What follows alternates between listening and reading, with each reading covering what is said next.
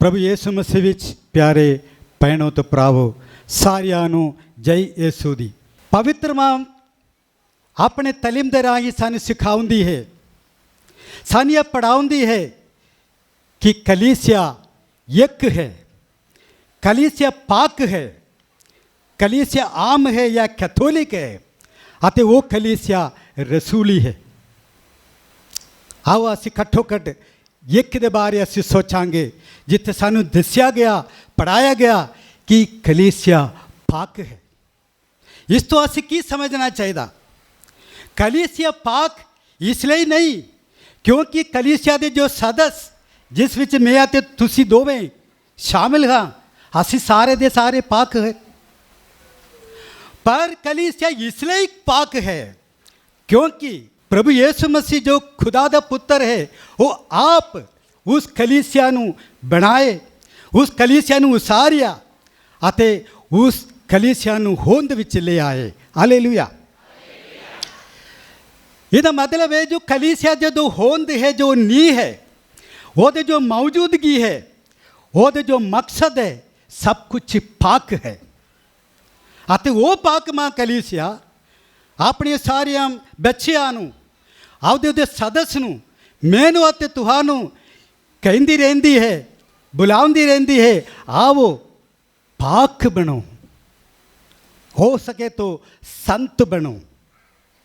अज असीं देखते हाँ संत अंतनेवल ऐसा कोई एक नेक इंसान जो 12वीं सदी विच रहिंदा सी, जिसने कलीसिया दे इस सदे नू कबूल कीते अते आपने नेक जीवन राही संत बने, पाक बने, जिसनों असीं अज मनते हाँ, जिहदे नां ते अज इसे इकट्ठे होए हाँ। प्यारे भराओ ते भैणों, उत्ते एक सवाल है, ये संत लोग कौन है? कौन कौन संत बन सकता है? कलीसिया के मुताबिक कलीसिया चाहती है कलीसिया के हर मैंबर बिना कोई फर्क, बिना कोई मतभेद संत बने, पाक बने। इस करके तुहानू चेते रखना चाहिए मुढ़ली कलीसिया विच, कलीसिया की शुरुआत विच जो विश्वासी लोगों नू संत के नाम से बुलाए जाते सी। खास करके संत पौलुस अपने बहुत सारे पत्रां विच इस गल दी जिक्र करता है। कुरिन्थियों पहले पत्र ओदा 13वां बाब, अफिसियन पत्र ओदा 1 बाब, बिल्कुल साफ उन्हें किया तुसी संत लोग हो। शायद मेरे विचार विच उस समय के लोगों को कोई इतराज नहीं सी एक दूसरे नू संत कहण दे लई, संत बुलाउण दे लई, क्योंकि उन्होंने जीवन बिल्कुल उस तरह ही सी। वो संत वर्गे रहे, नेकी विच रहे, एक मन के नाल रहे, जुड़ के रहे, एक मन होके रहे। अते संत पौलुस अफिसियन दे पत्र वो 2 बाब 19 आयत विच इस दे जिक्र करता है, जितो सारे विश्वासियों नू याद दिलाए कि तुसी उन पुराने नहीं हो, तुसी संतान दे साथी नागरिक अते खुदा दे घराने दे सदस्य हो। हालेलुया। याद रखना असी संतान दे साथी नागरिक हाँ। अते इस गल नू समझ के सानू हमेशा कोशिश करना चाहिए संत बनने दे लिए, पाक बनने दे लिए।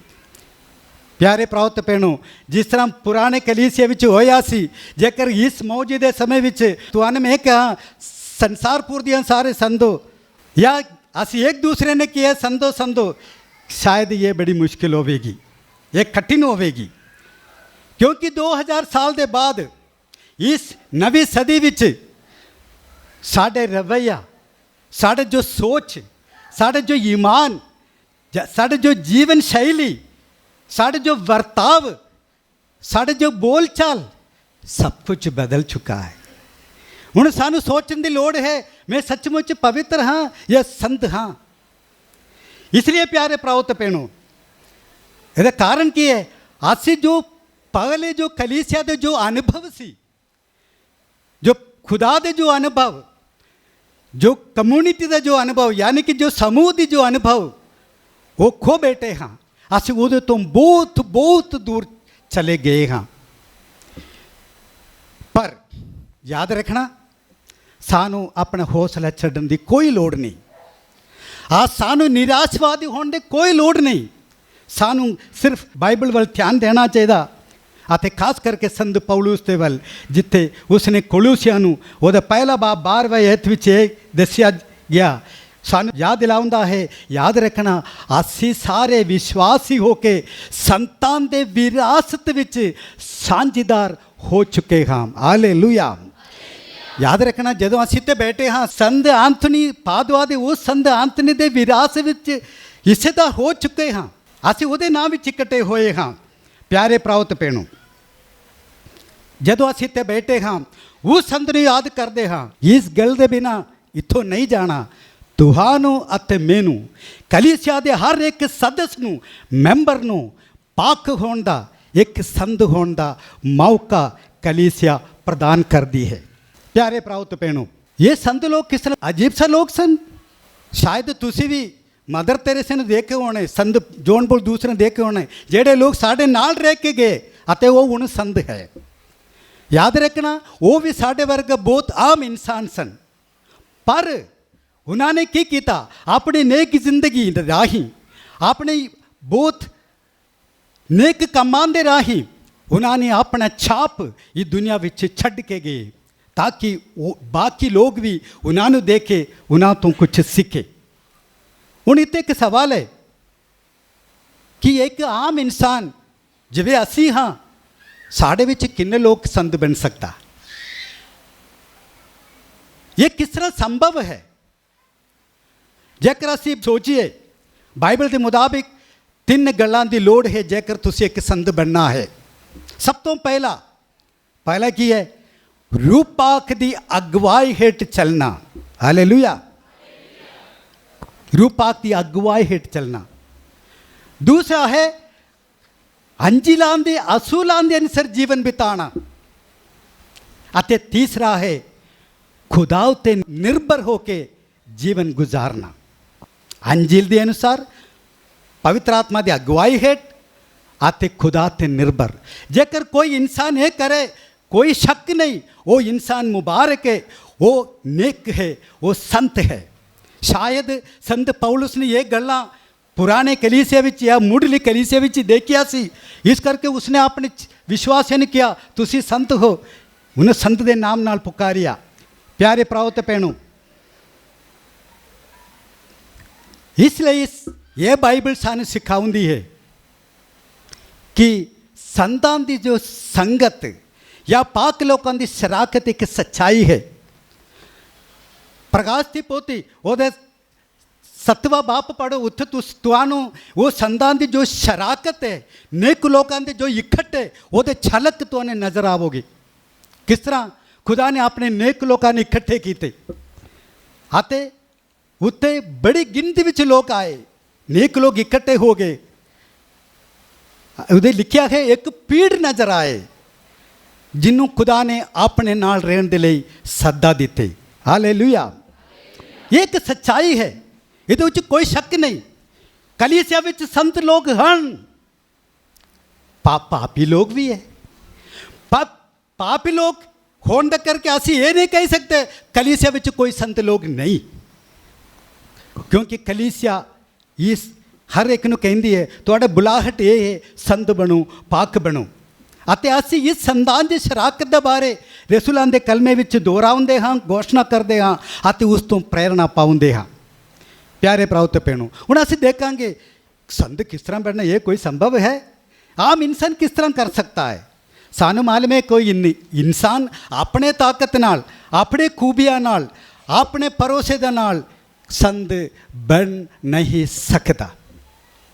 ਜੇਕਰ ਕੋਈ ਸੰਤ ਬਣਨਾ ਹੈ, ਪੂਰਨ ਬਣਨਾ ਹੈ, ਮੁਬਾਰਕ ਬਣਨਾ ਹੈ, ਉਹ ਇਨਸਾਨ ਨੂੰ ਖੁਦਾ ਦੀ ਸਹਾਰਾ ਦੀ ਲੋੜ ਹੈ, ਪਵਿੱਤਰ ਆਤਮਾ ਦੀ ਅਗਵਾਈ ਦੀ ਲੋੜ ਹੈ, ਖੁਦਾ ਤੇ ਨਿਰਭਰ ਇੱਕ ਜੀਵਨ ਦੀ ਲੋੜ ਹੈ।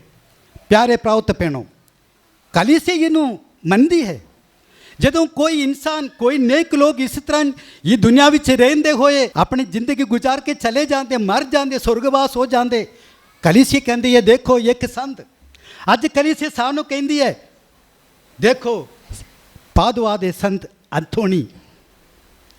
ਉਹਦਾ ਕਾਰਨ ਕੀ ਹੈ? ਕਿਉਂਕਿ ਕਲੀਸਿਆ ਜਦੋਂ ਲੋਕਾਂ ਦੀ ਜੀਵਨ ਦੇਖ ਕੇ ਉਹਨਾਂ ਨੂੰ ਪਰਖਦੀ ਹੈ, ਜਾਂਚ ਪੜਤਾਲ ਕਰਦੀ ਹੈ ਉਹਦੇ ਲਈ ਪੁਸ਼ਟੀ ਕਰਦੀ ਹੈ, ਮਨਜ਼ੂਰੀ ਦਿੰਦੀ ਹੈ ਅਤੇ ਆਖਿਰ ਵਿੱਚ ਕਲੀਸਿਆ ਇਹ ਐਲਾਨ ਕਰਦੀ ਹੈ, ਦੇਖੋ ਇੱਥੇ ਇੱਕ ਸੰਤ ਹੈ ਜਿਹਦੇ ਅੱਗੇ ਲੋਕ ਦੁਆ ਕਰ ਸਕਦਾ ਹੈ। ਕਲੀਸਿਆ ਬੇਸ਼ੱਕ ਕਰਦੀ ਹੈ, ਉਹ ਸੁਰਗ ਵਿੱਚ ਹੈ, ਖੁਦਾ ਦੇ ਆਮਣੇ ਸਾਹਮਣੇ ਹੈ, ਸਦਾ ਦੀ ਖੁਸ਼ੀ ਵਿੱਚ ਹੈ। ਇਸ ਲਈ ਪਿਆਰੇ ਪ੍ਰਾਉਤ ਭੈਣੋ, ਸਾਨੂੰ ਕੋਈ ਸ਼ੱਕ ਨਹੀਂ, ਕਨ ਸੋਈ ਮੁਸ਼ਕਿਲ ਨਹੀਂ ਉਹ ਸੰਤ ਦੇ ਅੱਗੇ ਜਾ ਕੇ ਉਹਦੇ ਸਿਫਾਰਿਸ਼ਾਂ ਮੰਗਣਾ। ਇਹ ਸੰਤ ਅੰਤ ਨਹੀਂ, ਸਾਡੀ ਸਹਾਇਤਾ ਕਰ। ਪਿਆਰੇ ਪ੍ਰਾਉਤ ਭੈਣੋ, ਅੱਜ ਅਸੀਂ ਖੁਦਾ ਦਾ ਧੰਨਵਾਦ ਕਰਾਂਗੇ। ਖੁਦਾ ਨੇ ਇੰਨੇ ਪ੍ਰਭਾਵਸ਼ਾਲੀ ਇੱਕ ਸੰਤ ਨੂੰ, ਇੱਕ ਮਹਾਨ ਸੰਤ ਨੂੰ ਸਾਨੂੰ ਇੱਕ ਤੋਹਫੇ ਵਜੋਂ ਸਾਡੇ ਪੈਰਿਸ਼ ਦੇ ਲਈ ਇੱਕ ਸਰਪ੍ਰਸਤ ਦੇ ਤੌਰ 'ਤੇ ਪ੍ਰਦਾਨ ਕੀਤਾ ਹੈ। ਹਾਲੇਲੂਇਆ। ਖੁਦਾ ਦੀ ਇਸ ਮਿਹਰਬਾਨੀ ਨੂੰ ਕਦੀ ਨਹੀਂ ਭੁੱਲਣਾ। ਪਿਆਰੇ ਪ੍ਰਾਉਤ ਭੈਣੋ, ਕਲੀਸਿਆ ਵਿੱਚ ਸੰਤਾਂ ਦੀ ਇੱਕ ਮੁੱਖ ਥਾਂ ਹੈ। ਸ਼ਾਇਦ ਇਹ ਬਾਕੀ ਸਾਰੇ ਸੰਤ ਚਰਚਾਂ ਵਿੱਚ ਨਹੀਂ, ਮਿਸ਼ਨਾਂ ਵਿੱਚ ਨਹੀਂ, ਕਲੀਸਿਆ ਵਿੱਚ, ਕੈਥੋਲਿਕ ਕਲੀਸਿਆ ਵਿੱਚ ਸੰਤਾਂ ਦੀ ਇੱਕ ਮੁੱਖ ਥਾਂ ਹੈ, ਉਹਨਾਂ ਦੀ ਇੱਕ ਜਗ੍ਹਾ ਹੈ। ਉਹ ਕੀ ਹੈ? ਉਹ ਇੱਕ ਦਰਪਣ ਦੀ ਤਰ੍ਹਾਂ ਹੈ। ਜਦੋਂ ਸੰਤ ਲੋਕ ਹੈ, ਉਹ ਦਰਪਣ ਦੀ ਤਰ੍ਹਾਂ ਕਲੀਸਿਆ ਦੀ ਖੂਬੀਆਂ ਨੂੰ, ਪਵਿੱਤਰਤਾ ਨੂੰ, ਨੇਕੀਆਂ ਨੂੰ ਦਰਸਾਉਂਦੇ ਨੇ। ਪਿਆਰੇ ਪ੍ਰਾਉਤ ਭੈਣੋ, ਅਸੀਂ ਇਹ ਕਹਿ ਸਕਦੇ ਹਾਂ, ਕਲੀਸਿਆ ਦਾ ਕੋਈ ਇਤਿਹਾਸ, ਕਲੀਸਿਆ ਦੀ ਜੋ ਹਿਸਟਰੀ ਸੰਤਾਂ ਦੇ ਬਿਨਾ ਪੂਰਾ ਨਹੀਂ ਹੋ ਸਕਦਾ। ਦੇਖੋ, ਸ਼ੁਰੂ ਤੋਂ ਲੈ ਕੇ ਹੁਣ ਤੱਕ ਕਿੰਨੇ ਸਾਰੇ ਸੰਤਾਂ ਪੈਦਾ ਹੋ ਗਏ, ਕਿੰਨੇ ਬਣ ਗਏ, ਅਤੇ ਹਰ ਇੱਕ ਸੰਤ ਇੱਕ ਇੱਕ ਦਰਪਣ ਦੀ ਤਰ੍ਹਾਂ ਉਸ ਇੱਕ ਇੱਕ ਜਗ੍ਹਾ ਦੇ ਲਈ, ਇੱਕ ਇੱਕ ਸਮੂਹ ਦੇ ਲਈ ਚਾਨਣ ਪ੍ਰਦਾਨ ਕਰਦੇ ਨੇ। ਪਿਆਰੇ ਪ੍ਰਾਉਤ ਭੈਣੋ, ਕਲੀਸਿਆ ਦੇ ਮੁਤਾਬਿਕ ਸੰਤਾਂ ਨੂੰ 10 ਸ਼੍ਰੇਣੀਆਂ ਵਿੱਚ ਵੰਡ ਦਿੱਤਾ ਗਿਆ ਹੈ। ਮੈਂ ਉਹਦੇ ਵਿੱਚ ਨਹੀਂ ਜਾਣਾ, ਮੈਂ ਸਿਰਫ ਲੋਕਾਂ ਦੇ ਨਜ਼ਰੀਏ ਦੇਖਣਾ ਚਾਹੁੰਦਾ ਹਾਂ। ਭਾਵੇਂ ਕਲੀਸਿਆ 10 ਸ਼੍ਰੇਣੀਆਂ ਵਿੱਚ ਸੰਤਾਂ ਨੂੰ ਵੰਡ ਦੇ, ਪਰ ਅਸੀਂ ਜੋ ਆਮ ਲੋਕ, ਵਿਸ਼ਵਾਸੀ ਲੋਕ ਕੀ ਕਰਦੇ, ਉਹ ਸੰਤਾਂ ਨੂੰ 3 ਸ਼੍ਰੇਣੀਆਂ ਵਿੱਚ, 3 ਵਰਗਾਂ ਵਿੱਚ ਵੰਡ ਦਿੰਦੇ। ਲੋਕਾਂ ਦੇ ਮੁਤਾਬਿਕ ਸਭ ਤੋਂ ਪਹਿਲਾ ਹੈ ਪੋਪੂਲਰ, ਮਸ਼ਹੂਰ ਸੰਤ। ਮਿਸਾਲ ਦੇ ਤੌਰ ਤੇ ਕੌਣ ਹੈ ਜੋ ਸਭ ਤੋਂ ਪੋਪੂਲਰ? Mother Teresa. 20 ਸਦੀ ਵਿੱਚ, 21 ਸਦੀ ਵਿੱਚ ਐਸਾ ਕੋਈ ਸੰਤ ਨਹੀਂ ਸੀ ਜਿਸ ਤਰ੍ਹਾਂ ਮਦਰ ਟੈਰੇਸਾ ਮਸ਼ਹੂਰ ਸੀ। ਇੱਕ ਜਾਣੇ ਮਾਨੇ ਸੰਤ, ਉੱਤੇ ਕੋਈ ਫਰਕ ਨਹੀਂ ਕਿ ਉਹ ਹਿੰਦੂ ਹੋ, ਮੁਸਲਮਾਨ ਹੋ, ਕੋਈ ਹੋ, ਸਾਰੇ ਮੰਨਦੇ ਨੇ ਕਿ ਮਦਰ ਟੈਰੇਸਾ ਇੱਕ ਸੰਤਨੀ ਹੈ। ਦੂਸਰਾ ਸ਼੍ਰੇਣੀ ਵਿੱਚ ਹੈ ਅਸਰਦਾਰ ਸੰਤ ਲੋਕ, ਜਾਂ ਅਸੀਂ ਕਿ ਪ੍ਰਭਾਵਸ਼ਾਲੀ ਸੰਤ ਲੋਕ, ਜਿਵੇਂ ਕਿ ਸੰਤ ਯਹੂਦਾ ਤਦੇਵੁਸ। ਪਤਾ ਹੈ ਯਹੂਦਾ ਤਦੇਵੁਸ या जूड़, संजूड़ का ये खासियत है, वो अनहोनी चीज़ ਨੂੰ होनी करने वाला है। जो मुश्किल है, सब तो मुश्किल है, वो उन चीज़ों ਨੂੰ साकार करने वाला एक संत है, संत जूदा। तो वो श्रेणी ਵਿੱਚ आ जाता है। तीसरा एक श्रेणी है, वो है आदर योग या श्रद्धा योग, जिसमें कि संत यूसुफ। शायद ऐसा कोई संत नहीं है साढ़े पूजा विधि ਵਿੱਚ, सो जोड़े प्रार्थनावां ਵਿੱਚ ਉਹਦੇ ਨਾਮ ਦੇ ਬਿਨਾ ਸਾਡਾ ਜੋ प्रार्थनावां, पूजा विधियाँ शायद अधूरा है। इसलिए संत पापा फ्रांसिस ने किया, जो माँ मरियम का नाम लेना उत्ते संत यूसुफ के नाम जोड़ देना। माँ मरियम आते ओदे पवित्र वर संत यूसुफ। प्यारे प्राउत भैनों, उन्हें एक गल समझ लो, जो कोई संत मशहूर है, ये तो ये मतलब नहीं होता वो संत बड़ा असरदार है या प्रभावितशाली है, नहीं। मदर तेरेसा मशहूर है, लेकिन कितना वो असरदायक के सानू नहीं पता। हूँ जेकर कोई संत प्रभावशाली है, ये तो ये मतलब नहीं होता उन सही आदर सम्मान मिलते। तीसरा है श्रद्धा योग। बहुत सारे लोग संत ने जो असरदार है, प्रभावशाली है, लेकिन उन्होंने उसी तरह सम्मान नहीं मिलता। इसलिए प्यारे प्राउत भैनों, हूँ असी संत अंतनी वाल आइए, जेकर ये 3 श्रेणियों में देखो संत अंतनी का की स्थान है। वो प्रभावशाली है, सब तो मशहूर है, आते वो सब तो श्रद्धा योग है या सम्मान योग है। हालेलुया। इसलिए वो संत महान है। ये गल कलीसिया ने पहले ही जान लिया सी। इस करके असी देखते हैं कि 1232 विच पोप ग्रिगरी 9वें ने उसनों एक संत घोषित किया। उस वेले देखो याद रखना वो मौत के बाद 1 साल भी नहीं होया सी इतना जल्दी, क्योंकि कलीसिया ने विश्वासी वो सचमुच एक संत है। प्यारे प्रावत भैनों, कि एक संत बनना आसान है? संत बनना आसान नहीं, बहुत औखा है।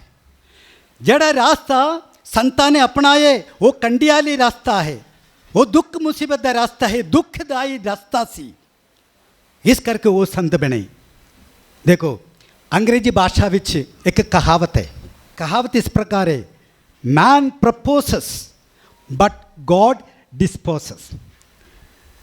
मतलब की है इंसान ठहराउंदा है पर खुदा निपटाउंदा है।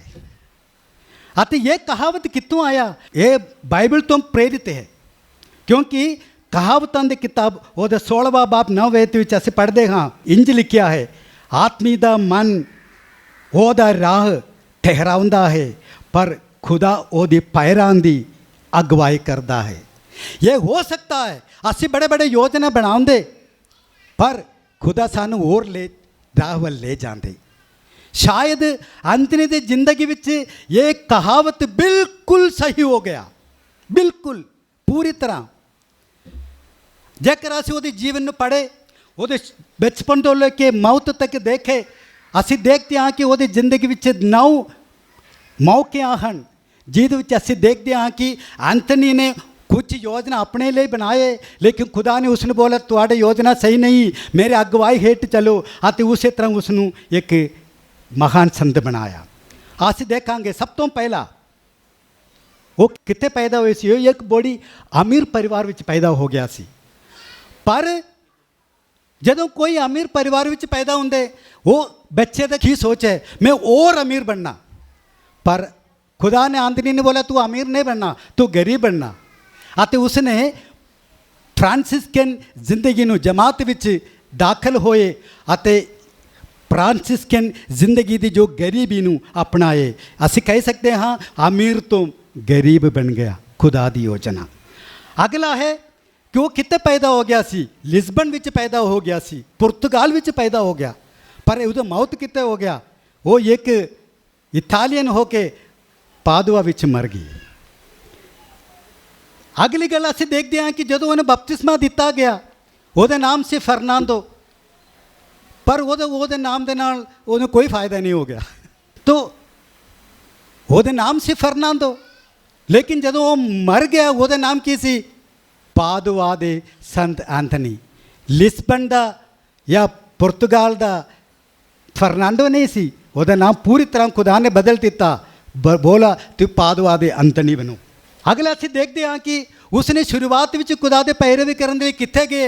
एक अगस्टीनियन जमात विच गए, अते जिस तरह मेरा चोला है वो सफ़ेद एक चोला पहन के अगस्टीनियन रहा। पर कुछ समय के बाद उसने अपनी ज़िंदगी बदलना पाया, वो फ्रांसिस्कन एक जमात विच दाखिल हो गया, ਉਹਦਾ चोले का जो रंग भी बदल गया, वो कॉफ़ी कलर का हो गया या ब्राउन कलर का हो गया। ਉਹਦੀ एक ख्वाहिश सी, मैं एक मिशनरी होके मोरक्को जाना। मोरक्को कितने है? अफ्रीका विच। वो सपना सी, लेकिन खुदा ने वो सपने को साकार करने नहीं दिता। खुदा ने बोला तू इत्थे नहीं रहना, जाओ यूरोप जाओ, अते उसनू सिसली भेज दिता। अगला अंतनी दा इरादा सी कि मुसलमानों को प्रचार करा, मुसलमानों दे सामने प्रचार करा अते उन्होंने विश्वास विच ले आवा। लेकिन खुदा दी मर्जी वो नहीं सी। खुदा ने की किया? खुदा ने बोला तुहाडा काम उत्थे नहीं है, अफ्रीका विच नहीं है, जाओ आते यूरोप दे गैर यहूदी लोगों नूं, धर्म विरोधियों नूं वापस ले आओ। वो इस तरह हो गया। अंत नहीं चाहता सी कि वो एक शहीद होके मरे, खून बहा के मरे, लेकिन वो नहीं होया। किस तरह मरिया? वो बीमार होके छोटे उम्र विच मर गई, बिना खून बहा के। असीं देखते हाँ कि अंतनी ये चाहता सी कि वो एक शांति जिंदगी गुजारना बिना कोई रोला रप्पा, पर खुदा ने उसने एक प्रचारक बनाया, एक टीचर बनाया आते इतों तक कि कलीसिया ने वो पदवी दिता ਕਿ ਕਲੀਸਿਆ ਦੇ ਵਿਦਵਾਨ ਦਾ ਉਸ ਪਦਵੀ ਨਾਲ ਨਿਵਾਜਿਆ। ਆਖਿਰ ਵਿੱਚ 10ਵਾਂ ਗੱਲ ਅਸੀਂ ਦੇਖਦੇ ਹਾਂ ਕਿ ਆਂਦਨੀ ਚਾਹੁੰਦਾ ਸੀ ਕਿ ਉਹ ਸਭ ਤੋਂ ਜ਼ਿਆਦਾ ਦੇਰ जिंदा होके खुदा की सेवा करना, लेकिन खुदा ने बोला ये नहीं, की करना चाहिए, तू जल्दी आप मेरे को आओ। वो बड़े जोश नाल काम करते रहे। दसिया जाता है कि वो पूरे यूरोप में घट्टो घट्ट 500 यात्रा कीते लोगों ने सिखाने के लिए, प्रचार करने के लिए। खुदा की मर्जी हो रही। इसलिए प्यारे प्रावत भैनों, जो इस तरह होंगे असी की समझना चाहिए, खुदा दी योजना साढ़े लिए और कुछ है अते असी ओदे लिए तैयार रहना चाहिए। प्यारे प्रावत भैनों, असी कभी भी निराश न होवांगे। जेकर खुदा दी मर्जी है, खुदा दे सहाय दे नाल असी उत्थे पहुँच सकते हाँ जिथे खुदा सानू ले जाना चाहुंदा है। कि लोग जदों उन्हां दे कुछ चीज़ गायब हो जाते, लॉस्ट हो जाते, छेती और नट के किथे जाता है। मेरे ख्याल में संत एंथोनीस इस गल तो कुछ नहीं है। असी अपने गलती के नाल चीज़ों को और कुछ रह के भुल जाते, बाद में संत ने जाके पूछते संत जी सान मेरे वापस कर दे। मेरे ख्याल ये अन्याय है। असी संत आंदनी को वो नहीं मंगते जो ओदे कोल है। क्यों नहीं मंगते? ओदे स्वरूप वाल देखो तो की नजर आओगे कि संत आंदनी ने की पकड़िया। ओदे हथ विच की है? एक यीशु है, एक बाइबल है, अते एक फुल है। तो कभी तुसी ये संत आंदनी ने बोला तुसी किन्ने चेर तो खड़े हो के इन सारे पकड़ते रखते हो, थोड़ी देर दे लिए हथ खाली करो मैनू दे दे। कभी किसी ने दसिया, कभी किसी ने पूछया? शायद समा आ गया है संत आंदनी ने कहने के लिए, शायद तुसी थक गए हो, सानू ये दे दो। क्योंकि असलियत में संत आंदनी ये चाहता है कि लोग ये मांगे जो मैं लेके आया, लेकिन लोग वो नहीं मांगते। जिहदे बारे संत ने आंदनी ने कुछ नहीं पता, जो गड्डी बारे, जो पैसा बारे, जो जायदाद बारे, जो गुम हो चुका है, आंदनी ने की पता। पर आंदनी हमेशा सानू कुछ देने के लिए तैयार है। वो की है यीशु, वो की है पवित्र बाइबल, वो की है पाक खिचगी जिन्हों के प्रतीक उसने अपने हाथ में उठाया। कभी कभी मैं सोचता हाँ देखो कि असी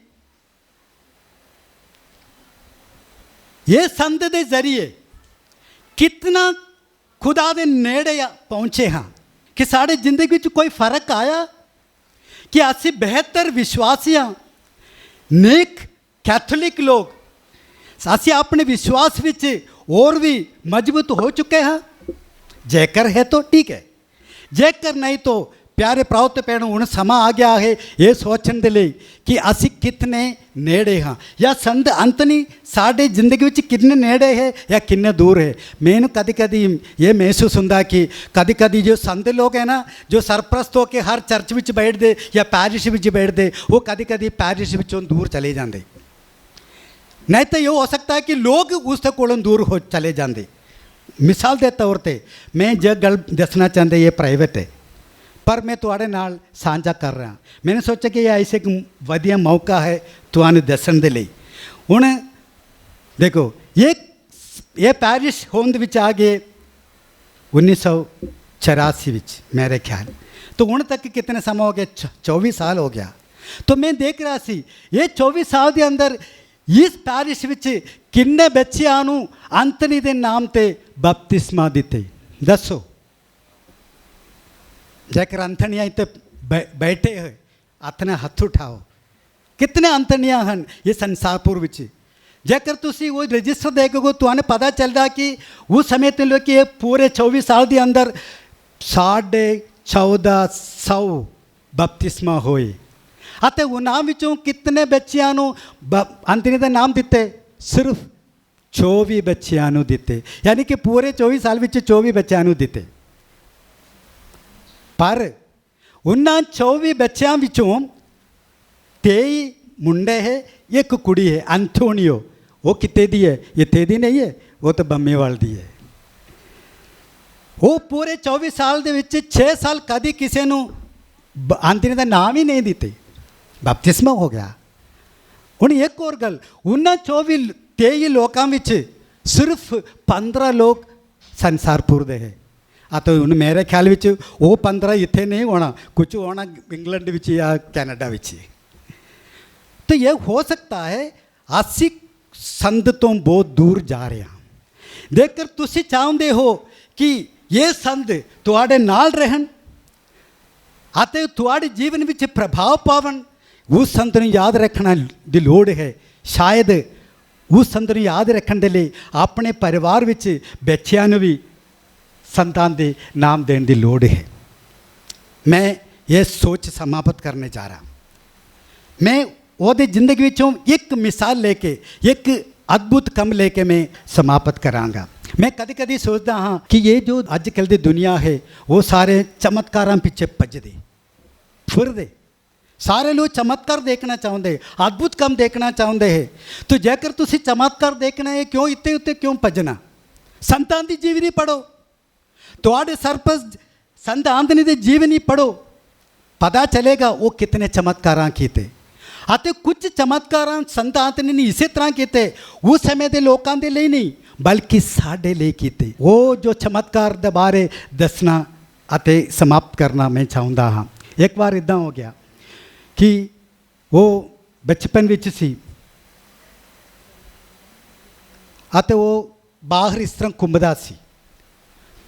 ਘੁੰਮਦੇ ਘੁੰਮਦੇ ਉਸਨੇ ਦੇਖ ਕੇ ਕੁਝ ਬੱਚੇ ਰਾਹ ਵਿੱਚ ਖੇਡ ਰਹੇ ਅਤੇ ਉਸ ਰਸਤੇ ਤੋਂ ਉਸ ਪਾਸਿਓਂ ਇੱਕ ਔਰਤ ਆ ਰਹੀ ਸੀ, ਆਪਣੇ ਸਿਰ ਜਾਂ ਆਪਣੇ ਹੱਥ ਵਿੱਚ ਇੱਕ ਮਿੱਟੀ ਦਾ ਕੜਾ ਲੈ ਕੇ। ਕੀ ਕਰੀਏ, ਉਹ ਬੱਚੇ ਜਾਣੇ ਅਣਜਾਣੇ ਵਿੱਚ ਉਸ ਔਰਤ ਨੂੰ ਧੱਕਾ ਦਿੱਤਾ ਅਤੇ ਉਹ ਮਿੱਟੀ ਦਾ ਜੋ ਕੜਾ ਉਹਦੇ ਹੱਥੋਂ ਥੱਲੇ ਡਿੱਗੇ, ਟੁੱਟ ਗਏ। ਅੰਤਨੀ ਇਹ ਦੇਖ ਰਿਹਾ ਸੀ, ਉਹਦੇ ਦਿਲ ਪਰ ਆਇਆ, ਉਹਦੇ ਵਿੱਚ ਰਹਿਮ ਆ ਗਿਆ। ਉਸਨੇ ਸੋਚਿਆ ਕਿ ਮੈਂ ਉਸ ਔਰਤ ਦੇ ਲਈ ਕੁਝ ਕਰਨਾ ਹੈ। ਉਸਨੇ ਕੀ ਕੀਤਾ, ਉਸ ਟੁੱਟੇ ਹੋਏ ਸਾਰੇ ਟੁਕੜਿਆਂ ਨੂੰ ਇਕੱਠੇ ਕਰਕੇ ਉਸ ਕੜੇ ਨੂੰ ਦੁਬਾਰਾ ਆਪਣੇ ਪਹਿਲੇ ਆਕਾਰ ਵਿੱਚ ਹੋਂਦ ਵਿੱਚ ਲੈ ਆਇਆ। ਤਾਂ ਮੈਂ ਸੋਚਦਾ ਕਿ ਸੰਤ ਅੰਤਰੀ ਨੂੰ ਇਹ ਕਰਨ ਦੀ ਕੀ ਲੋੜ ਸੀ? ਆਖਿਰ ਤੋਂ ਇਹ ਇੱਕ ਮਿੱਟੀ ਦਾ ਕੜਾ ਹੈ। ਜੇਕਰ ਉਹ ਔਰਤ ਦੀ ਮਦਦ ਕਰਨਾ ਹੈ, ਇੱਕ ਨया ਖਰੀਦ ਕੇ ਦੇਣਾ ਸੀ। ਪਰ ਉਹ ਜੋ ਚਮਤਕਾਰ ਉਸਨੇ ਕੀਤਾ ਸੀ ਉਸ ਸਮੇਂ ਦੇ ਲੋਕਾਂ ਦੇ ਲਈ ਨਹੀਂ, ਉਹ ਸਾਡੇ ਲਈ ਸੀ। ਹੁਣ ਉਹ ਔਰਤ ਕੌਣ ਹੈ? ਉਹ ਔਰਤ ਹੋਰ ਕੋਈ ਨਹੀਂ, ਅਸੀਂ ਹਾਂ। ਜਿਸ ਤਰ੍ਹਾਂ ਉਹ ਔਰਤ ਨੇ ਕੜਾ ਲੈ ਕੇ ਘੁੰਮਦੀ ਰਹੀ, ਅਸੀਂ ਵੀ ਘੁੰਮਦੇ ਰਹਿੰਦੇ ਹਾਂ। ਸਾਡੇ ਵਿਸ਼ਵਾਸ ਨੂੰ ਲੈ ਕੇ, ਅਸੂਲਾਂ ਨੂੰ ਲੈ ਕੇ, ਆਤਮ ਵਿਸ਼ਵਾਸ ਨੂੰ ਲੈ ਕੇ, ਉਮੀਦਾਂ ਨੂੰ ਲੈ ਕੇ, ਸੁਪਨਿਆਂ ਨੂੰ ਲੈ ਕੇ। ਯਾਦ ਕਰਨਾ, ਜਦੋਂ ਅਸੀਂ ਚੱਲਦੇ ਹਾਂ ਫਿਰਦੇ ਹਾਂ ਦੁਨੀਆ ਵਿੱਚ, ਇਹ ਬਹੁਤ ਸਾਰੇ ਐਸਾ ਤਾਕਤਾਂ ਹਨ, ਐਸੇ ਬਹੁਤ ਸਾਰੇ ਬੱਚੇ ਵਰਗੇ ਬਹੁਤ ਸਾਰੇ ਤਾਕਤਾਂ ਹਨ, ਸਮੂਹ ਹਨ ਜੋ ਸਾਨੂੰ ਗਿਰਾਣਾ ਚਾਹੁੰਦੇ, ਜੋ ਅਸੀਂ ਪਕੜੇ ਹਾਂ ਉਸ ਨੂੰ ਤੋੜਨਾ ਚਾਹੁੰਦੇ। ਯਾਦ ਰੱਖਣਾ, ਉਸ ਖੜੇ ਨੂੰ ਕਦੇ ਗਿਰਨੇ ਨਹੀਂ ਦੇਣਾ। ਜੇਕਰ ਕਿਸੇ ਕਾਰਨ ਟੁੱਟ ਗਿਆ, ਸੰਤ ਅੰਤੋਨੀ ਦੀ ਸਿਫਾਰਿਸ਼ ਮੰਗੋ, ਉਹ ਤੁਹਾਡੇ ਟੁੱਟੇ ਦਿਲਾਂ ਨੂੰ ਜੋੜੇਗਾ, ਉਹ ਤੁਹਾਡੇ ਟੁੱਟੇ ਜੀਵਨ ਨੂੰ ਜੋੜੇਗਾ, ਤੁਹਾਡੇ ਟੁੱਟੇ ਰਿਸ਼ਤਿਆਂ ਨੂੰ ਜੋੜੇਗਾ ਅਤੇ ਜੋ ਖੋ ਗਏ, ਜੋ ਹਰ ਅਸੂਲ ਨੂੰ ਦੁਬਾਰਾ ਤੁਹਾਡੇ ਹਵਾਲੇ ਕਰੇਗਾ। ਇਹੀ ਹੈ ਜੋ ਅਸੀਂ ਉਹਦੇ ਕੋਲੋਂ ਮੰਗਣਾ ਚਾਹੀਦਾ, ਸਿੱਖਣਾ ਚਾਹੀਦਾ। ਅੱਜ ਅਸੀਂ ਉਹ ਸੰਤ ਨੂੰ ਦੇਖ ਕੇ ਇਹ ਕਹੋ, ਇਹ ਸੰਤ ਅੰਤਨੀ, ਤੁਸੀਂ ਆਪਣੇ ਜੀਵਨ ਦੇ ਰਾਹੀਂ ਸਾਨੂੰ ਬਹੁਤ ਕੁਝ ਸਿਖਾਇਆ ਹੈ।